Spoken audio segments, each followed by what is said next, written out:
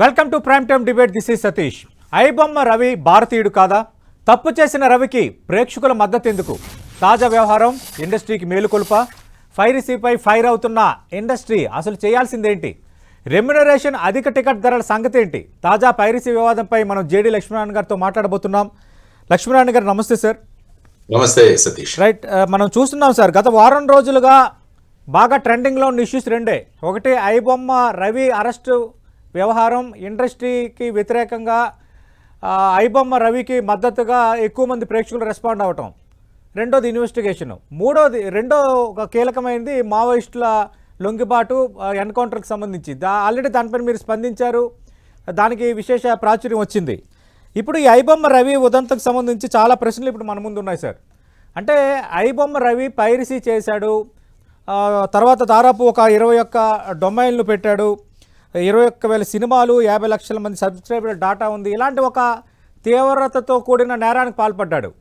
కానీ ఆ ఐబొమ్మ రవి ఇప్పుడు హీరోగా చలామణిలో ఉన్నాడు. ప్రేక్షకులు కానీ ఎక్కువ మంది ఐబొమ్మ రవి మా దృష్టిలో హీరో అని అనటం ఒక ఎత్తు అయితే, నిన్న కొందరు నెట్జన్స్ ఎవరైతే ఐబొమ్మ రవి తరపున వాదిస్తున్న అడ్వకేట్ ఉన్నాడో 10 కోట్లైనా పర్వాలేదు, మేమందరం చందాలు పోగేసుకొని ఇస్తామని అంటున్నారు. ఈ ధోరణి ఎలా అర్థం చేసుకోవాలి? మీ కామెంట్ ఏంటి సార్? ముఖ్యంగా ఇందులో చూడాల్సింది ఏంటంటే సతీష్, మనకు సినిమా పరిశ్రమ అంటాం. సినిమా పరిశ్రమ అంటాం అంటే అదొక ఇండస్ట్రీ యొక్క ప్రధానమైన ఉద్దేశం ఏముంటుందంటే లాభాలు మ్యాక్సిమైజ్ చేసుకోవడం, ఎక్కువ లాభాలు సంపాదించడం. అందువల్ల ఏంటంటే సినిమా నిర్మాతలందరూ కూడా ఎక్కువ ఇన్వెస్ట్మెంట్ పెట్టి, అంటే ముఖ్యంగా పెద్ద పెద్ద హీరోల సినిమాలు చూస్తే 500 కోట్లు 1000 కోట్లు అలా వింటుంటాం. అంటే ఒక సినిమా పరిశ్రమ ద్వారా ఏమవుతుందంటే అనేక మందికి ఉపాధి కలుగుతుంది. అంటే ఒక సినిమా తీసుకుంటే అందులో కథ రాసేవారు, ఆ తర్వాత డైలాగులు రాసేవారు, ఆ తర్వాత యాక్టర్స్, ఆ తర్వాత జూనియర్ యాక్టర్స్, తర్వాత కెమెరామెన్, లైట్ బాయ్స్, తర్వాత అడ్వర్టైజ్మెంట్, ఇలా చూసుకుంటే ఒక సినిమా పరిశ్రమ వల్ల అనేక మందికి ఉద్యోగాలు సృష్టించబడతాయి. సో సినిమా తీసిన తర్వాత ప్రొడ్యూసర్ ఏం చేస్తాడంటే వాట్లను థియేటర్స్ లో రిలీజ్ చేస్తాడు. రిలీజ్ చేసిన తర్వాత అక్కడ టికెట్లు కొనుక్కొని ప్రేక్షకులు చూస్తారు, దాని ద్వారా నిర్మాతకు ఆదాయం వస్తుంది. ఇది ఒక సోర్స్ ఆఫ్ ఇన్కమ్. రెండవది వచ్చేసి వీళ్ళను ఓటీటీ ప్లాట్ఫామ్ లో కూడా వీళ్ళు రిలీజ్ చేస్తారు. అందువల్ల ఓటీటీ ప్లాట్ఫామ్ లో ఉన్న సినిమాలను చూసే వాళ్ళ సబ్స్క్రిప్షన్ నుంచి కొంత అమౌంట్ నిర్మాతలకు వెళ్తుంది. సో ఈ విధంగా నిర్మాతకు డైరెక్ట్ గా సినిమా రిలీజ్ ద్వారాను, ఆ తర్వాత ఓటీటీ ద్వారాను తను పెట్టిన ఖర్చుకి అతనికి రెవెన్యూ వస్తుంది, ఆదాయం వస్తుంది. కానీ ఇప్పుడు ఏమవుతుందంటే ఈ పైరసీ ద్వారా ఏమవుతుందంటే ప్రజలు థియేటర్కి వెళ్ళడం తగ్గిపోతుంది, దానివల్ల వచ్చే ఆదాయం తగ్గిపోతుంది. అదేవిధంగా ఓటీటీలో చూసే వాళ్ళు కూడా ఓటీటీలో చూస్తే ఆ నిర్మాతకు ఆదాయం వస్తుంది, కానీ పైరసీ ద్వారా అంటే ఇటు ఐబొమ్మ కావచ్చు, ఇంకోటి బెప్పమ్మో ఏదో ఇంకో టీవీ అట, ఇంకొక 110 ఛానల్స్, వీటిల ద్వారా చూడడం వల్ల ఏమవుతుందంటే తక్కువ ఖర్చులో ప్రేక్షకులు చూసే అవకాశం ఉంటుంది, కానీ నిర్మాతలు దీంట్లో నష్టపోతున్నారు. ఎప్పుడైతే నిర్మాతలు నష్టపోతారో వారు ఇంకో సినిమా తీయడానికి వాళ్ళు సాహసించరు. దానివల్ల ఏంటంటే సినిమా మీద ఆధారపడిన అనేక మంది కళాకారులు ఎవరైతే ఉన్నారో, లేకుంటే ఈ అసిస్టెంట్స్ ఎవరైతే ఉన్నారో, నేను చెప్పిన వారందరూ కూడా వారి ఉపాధి తగ్గిపోయి అక్కడ కూడా ఒక విచిత్రమైన పరిస్థితి ఏర్పడింది. ఇది నిర్మాత పరంగా మనం చూసుకుంటే అతనికి పైరసీ ద్వారా కలిగే ఇంపాక్ట్ ఏదో మనం చూసాం. కానీ ప్రేక్షకులు ఏమనుకుంటారంటే ఈ మధ్య సినిమాల్లో మీరు ముఖ్యంగా చూస్తే ఇంతకుముందు 100 రోజులు, సంవత్సరాలు ఆడేవి సినిమాలు. కానీ ఈ మధ్య కాలంలో మొదటి వారం చాలా ఇంపార్టెంట్. అందుకనే ఎక్కువ షోలు, ఎక్కువ టికెట్ రేట్లు, ఇవి సాధారణంగా నిర్మాతలు ప్రభుత్వాలని కోరుకుంటున్న ముఖ్యమైన విషయం. అందుకనే 1000 రూపాయల రేటు, ఈ విధంగా కూడా టికెట్ల రేట్లు పెంచడం, ఆ తర్వాత నెంబర్ ఆఫ్ షోస్ పెంచడం. అందువల్ల ప్రేక్షకులు ఏమంటున్నారంటే మేము ఇంత మొత్తంలో డబ్బులు పెట్టి మేము ఎందుకు చూడాలి? ఆ తర్వాత థియేటర్కి వెళ్ళిన తర్వాత అక్కడ ఉన్న కూల్ డ్రింక్స్ కావచ్చు, లేకుంటే పాప్కార్న్ కావచ్చు, లేకుంటే ఈవెన్ వాటర్ బాటిల్ కావచ్చు, 20 రూపాయల వాటర్ బాటిల్ సుమారుగా 100 రూపాయలకు అక్కడ అమ్ముతారు. సో ఒక ఫ్యామిలీ, ఒక ముగ్గురు కానీ నలుగురు ఉన్న ఫ్యామిలీకి వెళ్తే సుమారుగా ఒక సినిమాకి వెళ్తే ఆల్మోస్ట్ 5,000 రూపాయలు ఖర్చు అవుతుంది. అందువల్ల వీళ్ళు ఏమంటున్నారంటే మాకు ఈ ఐబొమ్మ ద్వారా మాకు అతి తక్కువ ఖర్చుతో ఇది మాకు వస్తోంది, మాకు ఎంటర్టైన్మెంట్, వినోదం ఏదైతే ఉందో అది కలుగుతుంది. సో ఇక్కడ 2 కాన్ఫ్లిక్ట్ ఆఫ్ ఇంట్రెస్ట్ అన్నవి ఏర్పడ్డాయి. అంటే యాక్చువల్ గా ఐబొమ్మ రవి చేసింది copyright violation, IT act violation, BNSS violation, BNS violation, ఈ మూడిటి వైలేషన్ జరిగాయి కాబట్టి అతని మీద కేసు పెట్టి అతన్ని అరెస్ట్ చేయడం జరిగింది.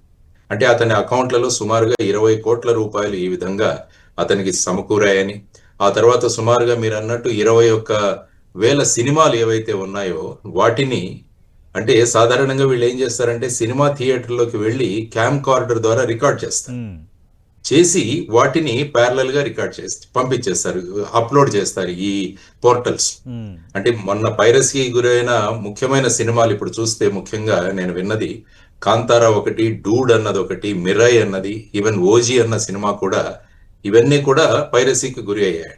దానివల్ల ఏమవుతుందంటే ఆ నిర్మాతల తర్వాత సినిమా యాక్టర్ల యొక్క ధోరణి ఏంటంటే దీనివల్ల సినిమా పరిశ్రమకు రావాల్సిన ఆదాయం తగ్గిపోతుంది, దానివల్ల కొత్త సినిమాలు తీయడానికి నిర్మాతలు సాహసించడం లేదు, దానివల్ల అనేక మంది జీవనోపాధికి ఇది ఒక పెద్ద పెట్టుగా మారింది అని ఆ సైడ్ వాళ్ళ వాదన. అంటే యాక్చువల్ గా చట్టాన్ని ఉల్లంఘించినందువల్ల అతని మీద కేసులు రిజిస్టర్ అవడం అన్నది సహజం. ఎందుకంటే కాపీరైట్ యాక్ట్ వైలేషన్, తర్వాత వచ్చేసి ఈ విధంగా ఐటీ యాక్ట్ వైలేషన్, ఇవన్నీ కూడా చేయడం జరిగింది. కానీ మీరు అన్నట్టు ప్రేక్షకులలో ఇతని పట్ల విపరీతమైన అభిమానం, ఎందుకంటే మేము అంత డబ్బులు ఖర్చు లేకుండా మేము చూడగలుగుతున్నాము అని. అంటే దీన్ని ఏమంటారంటే రాబిన్ హుడ్ సిండ్రోమ్ అంటారు. ఇంత ముందు కూడా మనం చదివేవాళ్ళం రాబిన్ హుడ్ అంటే ధనికుల్ని దోచడం, పేదవాళ్లకు పంచడం, ఇది రాబిన్ హుడ్ సిండ్రోమ్. దానివల్ల ఏంటంటే ప్రేక్షకులు కూడా మాకు తక్కువ ఖర్చుతో మేము చూసే అవకాశం మాకు దొరుకుతుంది కాబట్టి ఆ విధమైన వాదనలు వాళ్ళు చేయడం. ఆ తర్వాత ఫర్ ఎగ్జాంపుల్ ఇప్పుడు మీరు ఎలక్షన్స్ చూసుకున్నా కూడా ఎఫ్ఆర్బిఎం చట్టం అని మనకు ఒకటి ఉంది. అంటే ఎంత మనము అప్పు చేయవచ్చు అన్న దానికి కూడా ఒక నిబంధనలు ఉన్నాయి, 2003లో తెచ్చిన చట్టం. కానీ ఏ ప్రభుత్వాలు కూడా దాన్ని ఫాలో అవ్వట్లేదు, ఉచితాలు ప్రకటిస్తున్నారు. ఎవరు ఎక్కువ ఉచితాలు ప్రకటిస్తే వారికి ప్రజలు మద్దతు ఇస్తున్నారు. యాక్చువల్ గా ఇంత అప్పులు చేయడం అన్నది కూడా చట్ట ప్రకారం నేరమే. కానీ ప్రజలు ఎవరైతే ఎక్కువ ఉచితాలు ఇస్తారో వాళ్ళకు ఓట్లు వేస్తున్నారు. అంటే ప్రజలు ఫైనల్ గా చూసేది ఏంటంటే మాకు ఖర్చు అవ్వకుండా అతి తక్కువ దాంట్లో మాకు ఎలా ఆదాయం కలుగుతుంది అన్నది చూస్తారు. వాళ్ళ దృష్టిలో చూస్తే అది కరెక్టే, ఎందుకంటే కష్టపడి సంపాదించున్న దాంట్లో మాకు తక్కువ దాంట్లో మాకు వినోదం దొరికితే బాగుంటుంది.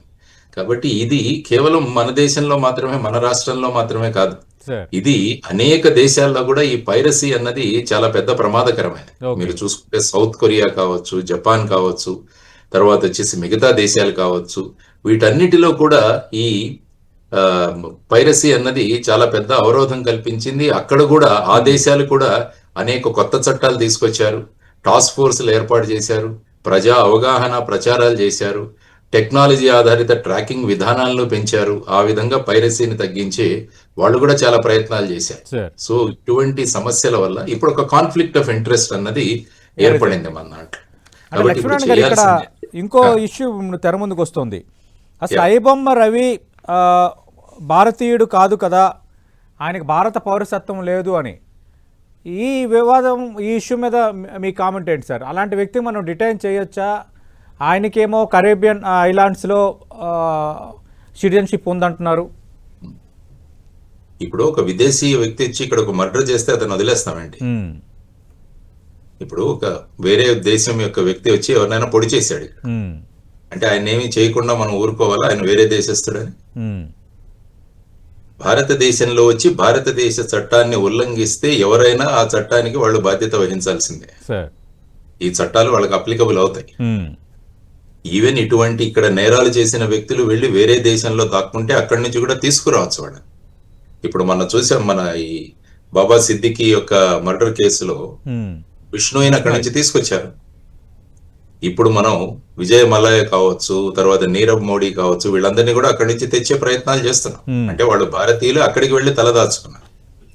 కానీ మన దేశంలో మన చట్టాలను ఉల్లంఘించే వాళ్ళు ఎవరైనా కూడా వాళ్ళకి ఈ చట్టాలు వర్తిస్తాయి. కాబట్టి అది it's not a correct thing. వేరే దేశం యొక్క పౌరుడు కాబట్టి అతని మీద యాక్షన్ చేయకూడదు అన్నది అది సబబు కాదు.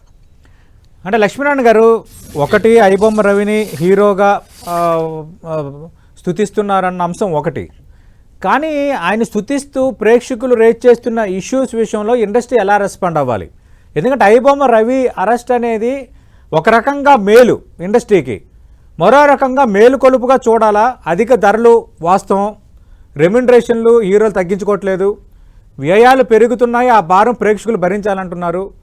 పాప్కార్న్ నుంచి అన్ని రేట్లు ఇందాక మీరు ప్రస్తావించారు. ఇప్పుడు ఇండస్ట్రీ చేయాల్సిందేంటి? ఇండస్ట్రీ చేయాల్సింది ముఖ్యంగా ఏంటంటే వినోదం అన్నది మన జీవితంలో ఒక భాగమే. ఈ వినోదాన్ని మనం ఆస్వాదిస్తున్నాం కాబట్టి ఇంతమంది సినిమా వాళ్ళు జీవించగలుగుతున్నారు. సో ఈ వినోదం అన్నది ఆస్వాదించే ప్రేక్షకులు ఉండడం పరిశ్రమకు చాలా అవసరం. అంటే ఈ వినోదాన్ని ఆస్వాదించే వాళ్ళు ఉన్నారు కదా అని మనం ఎంత టికెట్ రేటు పెట్టినా కూడా చూస్తారు అన్న ఒక భావం ఏదైతే ఉందో దాని నుంచి కొంచెం దూరంగా తొలగాలి. అంటే ప్రజలకు వాళ్ళు అఫోర్డబుల్ రేట్స్ తో చూసే విధంగా వాళ్లకు అవకాశాన్ని కల్పించాలి అన్నది సినిమాలు కూడా నిర్ణయించుకోవాలి. అందుకని మీరు చూస్తే పెద్ద పెద్ద నిర్మాతలు ఎవరైతే 500 కోట్లు 1000 కోట్లు ఈ విధంగా వాళ్ళ చిత్రానికి ఖర్చు పెట్టి ఆ తర్వాత దానికి అడ్వర్టైజ్మెంట్ చేసి ప్రజలను కూడా ఆ విధంగా రప్పించే ప్రయత్నాలు చేస్తుండడం వల్ల ఏమవుతుందంటే ప్రజలు ఈ విధమైన ఈ పైరేటెడ్ అయినా పర్వాలేదు, మేము ఇక్కడ చూసి మా వినోదాన్ని మేము దాన్ని తీర్చుకుంటున్నామన్న ధోరణిలో ప్రజలు ఉంటారు. అందువల్ల ఇప్పుడు ముఖ్యంగా నిర్మాతలు వీరంతా కలిసి దీన్ని ఎలా మనం ట్యాకిల్ చేయాలి అన్నది చూసుకో. అంటే సినిమాల యొక్క బడ్జెట్లు ఏవైతే ఉన్నాయో వాటిని కంట్రోల్డ్ గా, ఆ తర్వాత టికెట్ రేట్లు ఏవైతే ఉన్నాయో వాటిని నియంత్రణలో ఉంచుతూ, ఆ తర్వాత ఇటువంటి పైరసీ జరగకుండా, అంటే ఇప్పుడు ఏంటంటే పైరసీలో ఇటువంటివి అవైలబుల్ ఉన్నాయి కాబట్టి ప్రజలు ఇక్కడికి రావట్లేదు. అదొకటి. సపోజ్ ఈ పైరసీని పూర్తిగా క్లోజ్ చేసేసాం అనుకోండి, ఏమవుతుంది, అందరూ థియేటర్లలో కానీ ఆ తర్వాత ఓటీటీల్లో కానీ చూడాల్సిన అవకాశం ఉంటుంది. సో పైరసీ అన్నది మన చట్ట విరుద్ధం కాబట్టి దాన్ని ఒకవైపున కంట్రోల్ చేస్తూ ఈ చలనచిత్ర నిర్మాణంలో అయ్యే ఖర్చు, ఆ తర్వాత ప్రేక్షకుల మీద పడే భారం, ఈ రెండింటినీ కూడా మనం బ్యాలెన్సింగ్ చేసుకుంటూ వెళ్ళగలగాలి. లేకుంటే ఏమవుతుందంటే ఒకరు ఐబొమ్మ లాంటి వాళ్ళు క్లోజ్ చేసినా ఇంకో ఎవరో తయారవుతారు. అంటే ఇది ఒక దీనిలాగా వెళ్లే అవకాశం కూడా ఉంటుంది. సో దానివల్ల ఏంటంటే ప్రజల్లో అవగాహన కల్పించడం, అంటే యాక్చువల్ గా ఏంటంటే పైరసీ అంటే అది ఉద్యోగ హతం అని వాళ్ళకి తెలియజేయగలగాలి. అంటే పైరసీ వల్ల ఫైనల్ గా సినిమా ఇండస్ట్రీ మీద డిపెండ్ అవుతున్న అనేక మంది ఉద్యోగుల యొక్క భవిష్యత్తు అంధకారంలో పడుతుంది అన్నది కూడా వాళ్ళకి మనం తెలియజేయాలి. ఆ తర్వాత అనేక సిస్టమ్స్ తీసుకురావాలి. పైరసీ నిరోధక టాస్క్ ఫోర్స్, ఆ తర్వాత కఠినమైన చట్టము, తర్వాత స్పష్టమైన అమలు, తర్వాత అంతర్జాతీయ సహకారము, ఇదంతా కూడా చేస్తూ వెళ్ళాలి. అంటే లీగల్ గా ఇది, తర్వాత ప్రజా అవగాహన కల్పిస్తూ ప్రజలకు ఉండే ఈ భారాన్ని కూడా తగ్గిస్తూ వెళ్ళగలిగితే ఏమవుతుందంటే ఎదురు అటు పరిశ్రమ నిలబడుతుంది, ఇటు ప్రేక్షకులు కూడా తక్కువ ఖర్చుతో వాళ్ళు వినోదాన్ని ఆస్వాదించే అవకాశం కూడా వాళ్ళకు ఉంటుంది. సో ఇప్పుడు రెండు పక్కల ఆలోచించాల్సిన అవసరం. అందుకనే ప్రజల్లో చట్టం పట్ల కూడా అవగాహన కల్పించడం అన్నది చాలా అవసరం. అందుకనే నేను చాలా చోట్ల చెప్పాను, 6వ తరగతి నుంచి PhD వరకు కూడా ప్రతి సంవత్సరం పాఠ్యాంశంలో చట్టాలు, రాజ్యాంగం ఈ రెండింటిని పొందుపరచాలి. అంటే చట్టం ప్రకారం తప్పు అయితే ఆ వ్యక్తిని సమర్థించడం తప్పు అన్నది కూడా ప్రజలకు మనం అవగాహన కల్పించాలి. చట్ట అవగాహన లేకపోవడం వల్ల ఏమవుతుందంటే ప్రజలు ఆ విధంగా, ఫర్ ఎగ్జాంపుల్ వరకట్న నిషేధ చట్టం ఉంది మనకి, కానీ ఆ చట్టం ఉన్నా కూడా ఈ వరకట్నాలు అన్నవి నడుస్తూనే ఉన్నాయి. తర్వాత కార్డ్స్, ప్యాకాట, ఈ గ్యాంబ్లింగ్ ఇదంతా కూడా మనకు తప్పు, అయినా కూడా అవి నడుస్తూనే ఉన్నాయి. అంటే ప్రజలు ఎక్కడైతే యాక్టివ్ గా సహభాగం అవుతారో చట్టాన్ని ఉల్లంఘించడంలో అక్కడ ఆ చట్టాల ప్రభావం ఏమీ పడట్లేదు. సో ఇటువంటి పరిస్థితులలో ప్రజలలో చట్టం పట్ల అవగాహన, అదే విధంగా సినీ పరిశ్రమలో కూడా ఈ విధమైన ధోరణులు వస్తున్నాయి, దాన్ని ఎలా చేయాలి అన్నది కూడా ఒక బ్యాలెన్సింగ్ చేసుకుంటూ రావాలి. పైరసీ అన్నది డెఫినెట్ గా ఇట్ ఈస్ అన్ అఫెన్స్, అది ఖచ్చితంగా చట్టానికి వ్యతిరేకం అన్నది కూడా మనం గమనించాలి. సో ప్రజల యొక్క ఈ అభిప్రాయం రావడానికి కూడా కారణాలు ఏంటన్నది మనం కూడా మాట్లాడుకున్నాం. అంటే ఒక సినిమాను ఎంజాయ్ చేసుకోవడానికి, ఎందుకంటే ముఖ్యంగా దక్షిణ భారతదేశంలో మీరు చూసుకుంటే సినిమాల ప్రభావం చాలా ఉంది. ఉత్తర భారతదేశంలో అంత లేదు, కానీ దక్షిణ భారతదేశంలో సినిమా మన జీవితంలో ఒక భాగం. సో అటువంటి పరిస్థితులలో మరి ఈ ప్రేక్షకులను కూడా ఏ విధంగా మనం వాళ్ళ ఖర్చుని ఏ విధంగా తగ్గించాలన్నది కూడా ఒక ఆస్పెక్ట్. తర్వాత ఈ మల్టీప్లెక్సెస్ లో అయ్యే ఖర్చు కూడా మనం చూడాలి. అక్కడ అమ్మకాలు గాని, నీళ్లు గాని, లేకుంటే కూల్ డ్రింక్స్ గాని, వీటన్నిటి మీద ఉన్న టారిఫ్స్ ఏవైతే ఉన్నాయో వాటి గురించి కూడా మనం ఆలోచించాలన్నది ఒక విషయం. లేకుంటే ఏమవుతుందంటే థియేటర్స్ క్లోజ్ అయ్యే పరిస్థితి కూడా వస్తుంది. ఈ ఆల్రెడీ విధంగా క్లోజ్ అవుతున్నాయి సార్. అవును. క్లోజ్ అవుతున్నాయి. చాలా సుమారుగా 1700 థియేటర్లు ఉన్నాయి మనకు ఆంధ్ర తెలంగాణలో. దానిలో ఆల్మోస్ట్ 30-40% థియేటర్లు క్లోజ్ అయ్యే స్థితిలో ఉన్నాయి. ఎందుకంటే ఈ పైరసీ వల్ల అక్కడ చూసేవాళ్ళు ఎవరు ఉండరు, దానివల్ల ఇవి మూతపడే ప్రమాదాలు ఉంటాయి. ఓకే. సో దీన్నంతా కూడా ఒక సమిష్టిగా మనం కూర్చొని చేయాల్సిన అవసరం ఉందన్నది నా అభిప్రాయం. రైట్. లక్ష్మీనారాయణ గారు, ఇప్పుడు ఐబొమ్మ రవిని ఎన్కౌంటర్ చేయాలి, అలా అయితే ఇంకెవరు పైరసీ చేయరు అని సి కళ్యాణ్ నిర్మాత ఒక కామెంట్ చేశారు. ఈరోజు ఐబొమ్మ రవి తండ్రి రెస్పాండ్ అయ్యారు. ఎన్కౌంటర్ చేస్తే సి కళ్యాణ్ ఎన్కౌంటర్ చేస్తే ఆ బాధ ఏంటో తెలుస్తుందని. ఈ వ్యాఖ్యలపై మీ కామెంట్ ఏంటి సార్? అంటే ఏమవుతుందంటే సోషల్ మీడియా వచ్చిన తర్వాత భావ ప్రకటన స్వేచ్ఛ పెరిగిందని చెప్పి ప్రజలు ఏ విధంగా కావాలంటే ఆ విధంగా మాట్లాడతారు. మనం మాట్లాడే ప్రతి విషయం కూడా అన్వయించుకొని మనం మాట్లాడాలి ఎవరైనా కూడా. అంటే మనం ఏం మాట్లాడుతున్నాము, మనలో ఉన్న భావాలు. ఎందుకంటే ఒక నిర్మాతగా ఆయన చాలా నష్టపోయి ఉండొచ్చు ఈ పైరసీ వల్ల, కానీ దాన్ని వ్యక్తం చేయడానికి కొంత పద్ధతాలు ఉంది. అంటే చట్టాలు కఠినంగా ఉండాలి, ఇలా చేసే వాళ్ళ మీద వెంటనే చర్యలు తీసుకోవాలి, వాళ్ళ ఆస్తులను జప్తు చేయాలి, ఇటువంటివి మనం చెప్పే విషయాలు. కానీ ఆ విధమైన పదజాలం వాడడం అన్నది కూడా ఆయన తరపున కాదు. తర్వాత ప్రతి స్పందించిన వాళ్ళు కూడా ఈ విధంగా మాట్లాడడం అన్నది సబబు కాదు. ఎందుకంటే మన అభిప్రాయాలు వ్యక్తం చేయొచ్చు, దెర్ ఇస్ నో డౌట్. కానీ వ్యక్తం చేయడానికి కూడా ఒక ప్రోటోకాల్, ఒక మర్యాద, ఒక భావజాలం ఇవన్నీ కూడా ఉంటాయి. కాబట్టి దాని ద్వారా మన అభిప్రాయాలను వ్యక్తం చేయొచ్చు అన్నది అందరూ కూడా నేర్చుకోవాల్సిన ప్రధానమైన అంశం అని నేను అనుకుంటాను. అంటే రామ్ గోపాల్ వర్మ ఒక కామెంట్ చేశారు, ఈ పైరసీ ఆగదు, ఇది ఎప్పుడూ మనకి ఉంటుంది అని. అందుకు ఈ పైరసీని రికార్డ్ చేసిన వాళ్ళతో పాటు ఎవరెవరైతే చూస్తున్నారో వాళ్ళని పైన కూడా అంటే వాళ్ళపైన కూడా దృష్టి పెడితే తప్ప దీన్ని ఆపలేమంటున్నారు. దీనిపై మీ కామెంట్ ఏంటి? అంటే ఏమవుతుందంటే దీన్ని ఎడ్యుకేషన్ అంటాం మనం. ఈ విధంగా ఎడ్యుకేషన్. ఫర్ ఎగ్జాంపుల్ మీరు చూస్తే బెట్టింగ్ యాప్స్ ఉన్నాయి. బెట్టింగ్ యాప్స్ కూడా అది బెట్టింగ్ అన్నది చట్టానికి వ్యతిరేకం. దాన్ని ప్రమోట్ చేసిన వాళ్ళు చాలా మంది ఉన్నారు. వీళ్ళు ప్రమోట్ చేస్తున్నారు కదా అని దాంట్లో దిగే వాళ్ళు కూడా చాలా మంది ఉంటారు. అంటే యూజర్స్ ని కూడా శిక్షించాలని వర్మ అంటున్నారు. అంటే ఏంటంటే ఇప్పుడు ఫర్ ఎగ్జాంపుల్ కొత్తగా వచ్చిన యాంటీ కరప్షన్ యాక్ట్ లో ఎలా ఉందంటే లంచం తీసుకునేవాడు, లంచం ఇచ్చేవాడు ఇద్దరు కూడా చట్టానికి వాళ్ళిద్దరు కూడా అతిక్రమిస్తున్నారు, వారిద్దరి మీద చర్యలు ఉండాలన్నది కొత్త చట్టంలో వచ్చిన మార్పు. కాబట్టి ఇప్పుడు వారు రామ్ గోపాల్ వర్మ గారు అంటున్న దాంట్లో అంటే చూసే వాళ్లకు ఇది చట్టానికి వ్యతిరేకమని వాళ్ళకి నాలెడ్జ్ ఉండాలి. అంటే ముందు ఇది పైరసీ అన్నది ఉంటుంది, కాపీరైట్ వైలేషన్ ఉంటుంది, ఐటీ యాక్ట్ వైలేషన్ ఉంటుందన్న ఆ మినిమం నాలెడ్జ్ అన్నది వీళ్ళకి ఇవ్వాల్సిన అవసరం ప్రభుత్వం మీద ఉంది. అంటే తెలిసిన తరువాత కూడా చట్టాన్ని ఉల్లంఘిస్తే అది వేరే విషయం.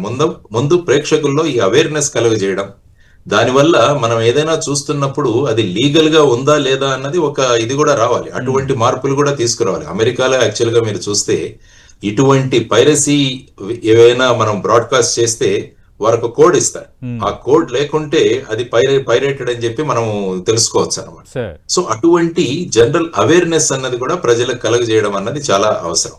అంటే ఈ అవేర్నెస్ లేకుండా, ఎందుకంటే సర్వసాధారణ వ్యక్తి ఏమనుకుంటాడు, నాకు తక్కువగా ఏదైనా వస్తే నేను కొనుక్కుంటాను. అందుకనే మీరు చూడండి పెద్ద పెద్ద షాపింగ్ మాల్స్ లో 50% సేల్ పెడతారు.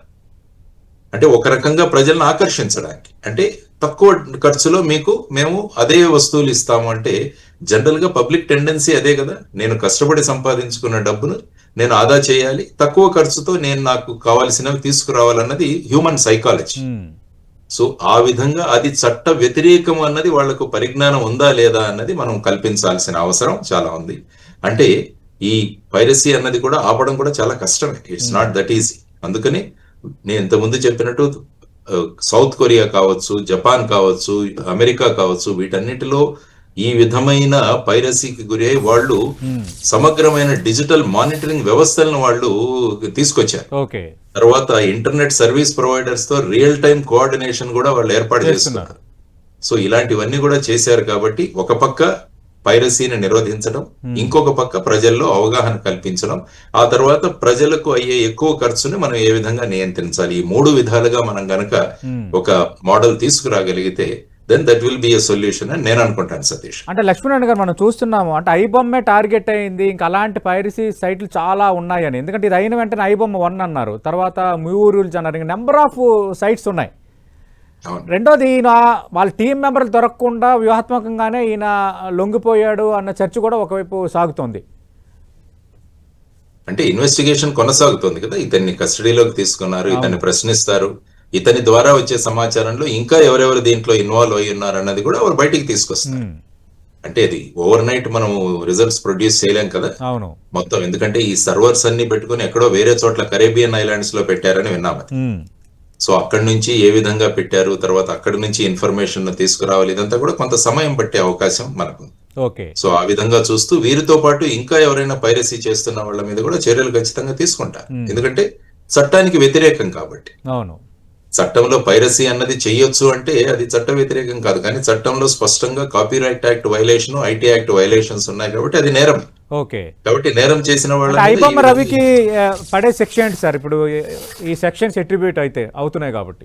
సాధారణంగా ఐ థింక్ ఇవన్నీ కూడా 7 సంవత్సరాల కన్నా తక్కువ శిక్ష అనుకుంటా. ఉమ్, నాకు స్పెసిఫిక్ గా సెక్షన్స్ చూడాలి, ఎందుకంటే ఐటీ యాక్ట్ లో కూడా మాక్సిమం 3 years 5 years ఆ విధమైన శిక్షలు ఉంటాయి. ఉమ్, సో కాపీరైట్ యాక్ట్ లో కూడా అలాగే ఉంటుంది. ఓకే. కానీ ఏంటంటే దీనివల్ల వచ్చే నష్టం ఎంత ఉంటుందంటే సుమారుగా అంచనా వేసి ఉమ్, ఐ థింక్ సుమారుగా 7,000 కోట్ల దాకా నష్టం అని చెప్పారు. అంటే సినీ నిర్మాతలు కావచ్చు, ఓటీటీ కావచ్చు, ఆ తర్వాత మిగతా ప్లాట్ఫామ్ కావచ్చు, ఇవన్నీ కలిపి సుమారుగా అంత నష్టం వాటిల్ ఉండవచ్చు అన్నది ప్రాథమిక అంచనా. ఉమ్. రైట్, థ్యాంక్ యూ లక్ష్మీనారాయణ గారు, మీ యొక్క విశ్లేషణ అందించారు. మనం చూసాం ఐబొమ్మ రవి వ్యవహారంలో పబ్లిక్ అలా రెస్పాండ్ అవుతున్నారంటే సినిమా ఇండస్ట్రీకి కూడా ఇది మేలుకొలుపు. సినిమా ఇండస్ట్రీ కూడా అటు ధరల పెంపు, అలాగే థియేటర్స్లో పాప్కార్న్తో పాటు మిగతా వాటిలో రేట్ల అంశం, అలాగే రెమ్యూనరేషన్లు, థియేటర్లు క్లోజ్ అవుతున్నాయి ఒకవైపు, వీటన్నిటిని పరిగణలోకి తీసుకోవాల్సిన అవసరం ఉందని జేడీ లక్ష్మీనారాయణ గారు చెప్తున్నారు. అలాగే సి కళ్యాణ్ లాంటి నిర్మాతలు అట్లా మాట్లాడకూడదు. రామ్ గోపాల్ వర్మ చేస్తున్న వ్యాఖ్యల్లో సహేతుకత ఉంది, పైరసీ మిగిలే ఉంటుంది. అటు లంచం ఇచ్చేవాడు తీసుకునేవాడు నేరం చేసినట్టుగా గుర్తిస్తున్నప్పుడు ఇలాంటి పైరసీవి ఎవరైతే ప్రొడ్యూస్ చేస్తున్నారో, ఎవరైతే వాచ్ చేస్తున్నారో వాళ్ళని కూడా అలా ఆలోచించడం తప్పలేదని లక్ష్మీనారాయణ గారు చెప్తున్నారు. ఇది ఐబొమ్మ వివాదం. ఐబొమ్మకి అటు ఇటు ఒక రకంగా బొమ్మ బొరుసు, దానిపై లక్ష్మీనారాయణ గారి విశ్లేషణ. మరి కాసేపట్లో గ్యాసిప్ గ్యారేజ్ ప్రసారం అవుతుంది.